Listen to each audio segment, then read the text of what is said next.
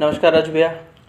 आज आप the Kashmir files देख के आए हो, तो ये मूवी देख के आपको कैसा फील हो रहा है? पहले तो ये मूवी नहीं है ना। जो कोई मूवी बोलता है या वो बोलता है तो वो एक शब्द होता है कि थोड़ी देर कर ले, अपना समय काट के आना। ये एक वेदना है, पुकार है ना, उस साजिश के खिलाफ जो 1990 में तैयार करी गई और एक अग्निहोत्री जी ने कोशिश करी है उस वेदना को, चीखों को, पुकारों को संजो के लोगों के सामने प्रस्तुत किया है कि हमारे खिलाफ साजिश क्या रची गई है ना, और उसको लोग समझ नहीं पा रहे। तो इसको मूवी बोलना तो प्लीज़ बंद करें। तो फिर भी आप अपने कुछ विचार बताएं कि कैसा आपको लग रहा है, क्या महसूस किया है आपने ये सब देखने के बाद में? मैंने तो पहली बार कोई महसूस नहीं किया। मैंने तो कश्मीर के बारे में या भारत के इतिहास के कई वो अंश पढ़े हैं।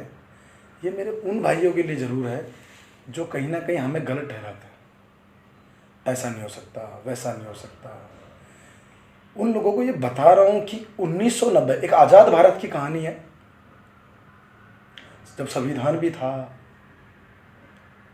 फौज भी थी, पुलिस भी थी, नेता भी था, मंत्रालय भी था, सब कुछ था। बस बदला तो सिर्फ एक चीज़ है आज के समय पे कि 370 उस समय था और आज वो ख़त्म हो गया। तो एक उम्मीद, एक भरोसे से जो लोग बैठे थे ना, उस उम्मीद को उन्होंने, उस भरोसे को जो खोया था, और उसके बाद में जो उसका परिणाम आया ना, जो यातनाएं उन लोगों को झेलनी पड़ी, खास वो लोग उस समय आतंकी बन जाते हैं ना। कम से कम उनकी बच्चे जीवित रह जाते, उनकी अस्मिताएं नहीं लूटती।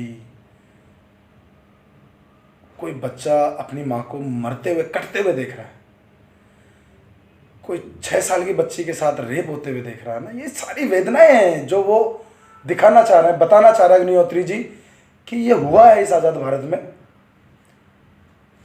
धर्म बदलो, भागो नहीं तो मर जाओ, पुरुष को मार दो या भाग जाओ, औरतों को यहाँ छोड़ जाओ, ये हुआ है इस भारत में। और फिर भी हम लोग आंख बंद करके बैठे हुए हैं। पर कुछ राजनीतिक दल कह रहे हैं कि ये एक आरएसएस की पिक्चर है, क्योंकि अभी कुछ दिन पहले आरएसएस के सदस्य भी रहे हैं और भारत के बहुत बड़े नेता भी रहे हैं, लाल कृष्ण आडवाणी जी। वो ये देख के आए हैं और उनका एक वीडियो वायरल हो रहा है सोशल मीडिया पे कि वो उस मूवी को देख के उनकी आंखों में आंसू हैं और वो भावुक हो रहे हैं। यार लाल कृष्ण आडवाणी जी किसी संघ में है क्या नहीं, सबसे पहले वो उस वेदना को झेलने वाले व्यक्ति हैं, उस यातनाओं को देखने वाले व्यक्ति हैं।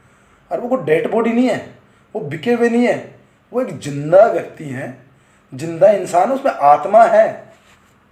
और मैं मूर्ख मानता हूँ उन लोगों को कि कोई रोता है आखिर कोई ऐसे।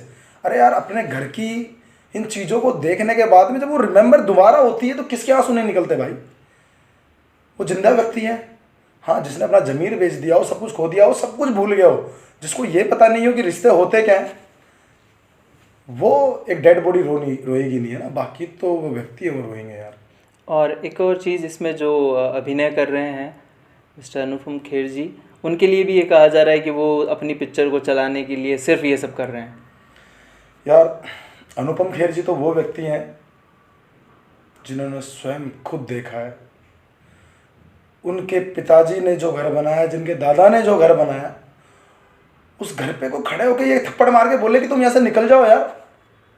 आज इतने सवाल कर रहे हैं उन लोगों को, पूछे कि तुम अपने घर गए हुए हो और कोई बाहर खड़ा होके हथियार लेके खड़ा हो, डंडा लेके खड़ा हो, तुम्हें मारता हो, तुम्हारी बहन बेटी को घर के बाहर निकालता हो, और उसके बाद में लोग सवाल करें। और अनुपम खेर जी ने खुद ने झेला है भाई। कोई राजनीति के लिए इतना नहीं डूबेगा। और खासतौर से अनुपम खेर जी कई बार बोल चुके, ये सरकार आ जाइए। इससे पहले उन्होंने अपनी दास्तां पूरी इंटरव्यू में बताई है कि हुआ क्या था। कोई राजनीति के लिए इतना तो नहीं गिरेगा यार, इतना तो नहीं बोलेगा कि उसकी बुआ के साथ, उसकी माँ के साथ, उनकी बेटियों के साथ, उनके साथ उनकी अस्मिताएं लूट ली गई, उनको सरेआम गोली देके मारा गया है ना। काफिर सब संबोधन करके मार रहे, काट रहे हैं, वहाँ चिपकाए जा रहे हैं, मस्जिदों से आवाज़ें आ रही है।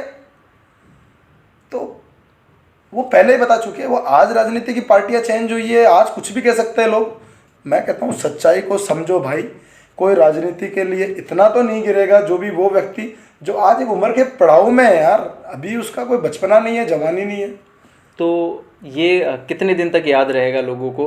क्योंकि मुझे लगता है 2.5 घंटे की पिक्चर देख के तो आप क्रांति नहीं ला सकते हो, पर फिर भी आप अपने विचारों में क्या कहना चाहते हो युवाओं को कि ये कितने दिन तक उनको याद रहेगा, या भविष्य में उनके साथ क्या होने वाला? मैं तो ये कहता हूँ कि साहब उम्मीद 1990 में लोगों ने करी थी, बड़े संजो के जोड़ा था कि नहीं हमारे साथ सब कुछ खड़े है यहाँ पे, तंत्र हमारा, लोकतंत्र हमारा, संविधान हमारा, सब कुछ हमारा।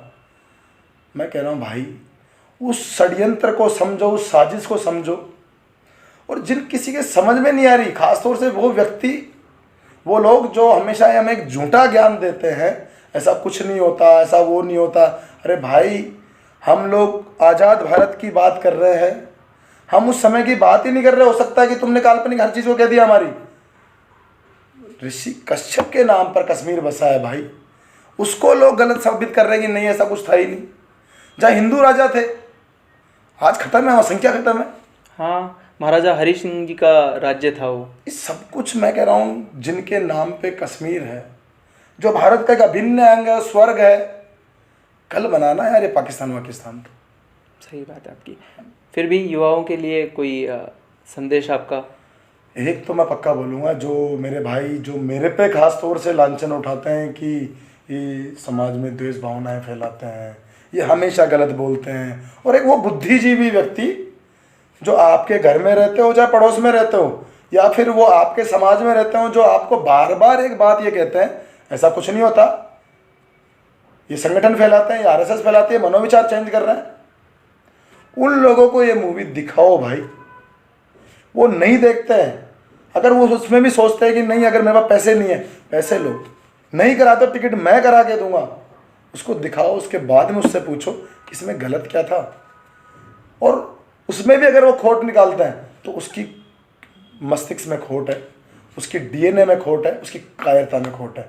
वो फिर भी अगर देखना चाहता हो तो कश्मीर का इतिहास पढ़ ले कि कश्मीर क्यों कहलाता है, दुनिया का स्वर्ग है वो, है ना। उसको समझे, एक बार उसका इतिहास समझ ले, उसके बाद में वो सवाल करे और उसके बाद में वो गलत ठहराए। ठीक है, बहुत बहुत धन्यवाद आपका आज के विचारों के लिए। जय हिंद। जय हिंद, जय श्री राम।